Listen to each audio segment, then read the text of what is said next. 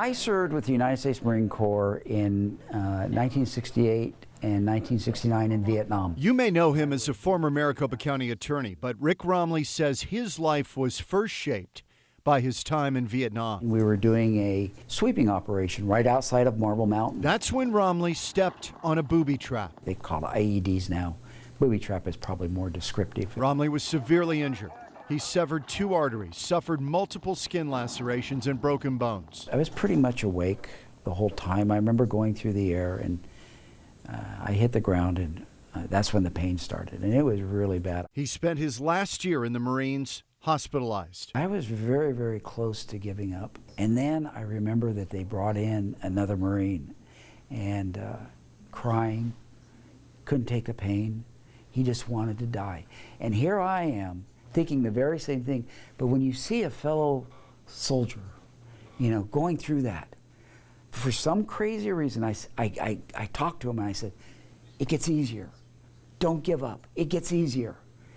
And here I was ready to give up. And for some reason, that was a real pivotal time in my life that gave me some strength that I never knew I had in it. I guess it's because of your love for your fellow soldier. Don't know what happened to him. The pain now comes from remembering those who never made it back from Vietnam, including Romley's best friend. Every Memorial Day, now I'm usually the MC at the National Cemetery, but I still make time either the day before or later that evening. I go out to the Arizona Vietnam Memorial, my dear friend. I take flowers and put it out there.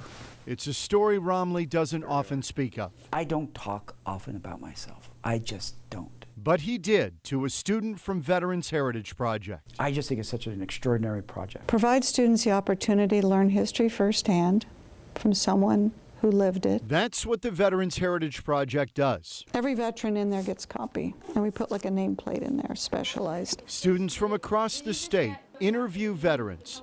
What they learn goes into a book, which ends up in the Library of Congress. They have over 100,000 narratives that they've put in the library, and we're the single biggest contributor to that, which to me is a real source of pride for history. Former high school teacher Barbara Hatch began the program. She says it all started with a movie. A kid came in and said, "Is that movie real?"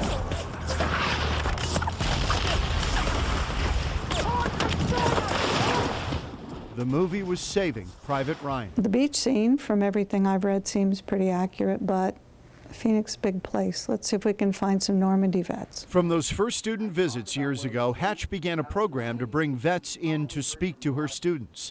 Photos of those first visits still hang on the classroom wall. They really wanted to share it with somebody. In 2005, students at Cactus Shadows High School in Cave Creek published their first book, filled with experiences veterans had never shared before. These kids in this program, they get it. I went through basic training at Fort Sam Houston. In 1965, Pat Little Upai signed up for a student nurse program.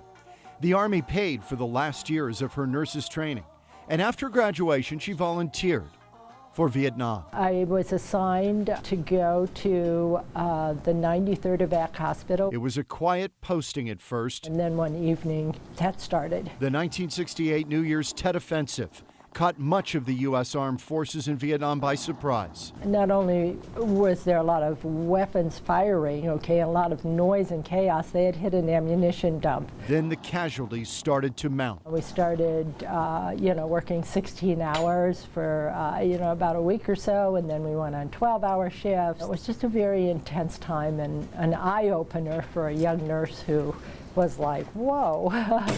Did I sign up for this? Years later, Colonel Little Upas served in Desert Storm, the 1991 Gulf War. Desert Storm was a very short war. It was a very, very intense war. It was a very scary war. Earlier this month, Pat Little Upa visited Cactus Shadows to speak to the students working on this year's edition of the project's 13th. Her story was published in the 2009 edition. Our challenge was that we were taking care of young men who we could be dating back home. Rick Romley was there too. His story was also published in '09. When individuals are wounded, you never forget that day. And students talked about the veteran interviews that they conducted this year. I didn't get to hear his story before. He didn't talk about it very much. My first year I was in this club, I met John Eloff. He was a World War II Marine. He was on Saipan. The second veteran I interviewed was Captain Richard Norica.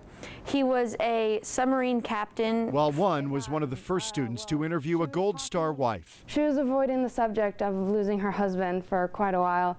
She only talked about it for about 20 minutes, and there was a lot of tears shed after those 20 minutes. I spent 30 years in the Army. Also meeting the students this day, retired Army Colonel Jim Kelsey. To this day, it's still one of the greatest things that's occurred to me and my family, and I thank you all. As Marines push through the jungle, they must overcome natural obstacles as well as the enemy hiding someplace in the dense growth. In 1965, Kelsey was a second lieutenant stationed in Hawaii. White uniforms, the beach. But his time in paradise was short-lived. New Year's Eve, 1965, I took 44 men in on the C-123 into Pleiku, Vietnam. 44 went in, 8 came home. After a year training in Special Forces, Kelsey went back for a second tour, this time in charge of a rifle company. The hardest part of being any kind of a leader, but a leader in combat, is that I didn't bring everybody home. Kelsey was wounded 4 times and decided 2 deployments to Vietnam was enough. I'm going back a third time. I'm not going to make it. Instead, Kelsey spent the next 26 years in Army intelligence. In my case, I got to also fight the Cold War. I was in Germany 3 times. And I was there when the wall came down. This is an original piece of the Berlin Wall. Kelsey retired as a U.S. Army colonel and later told his story to the Veterans Heritage Project. You don't remember the good orders you gave. You remember the bad orders you gave. And you remember the consequences.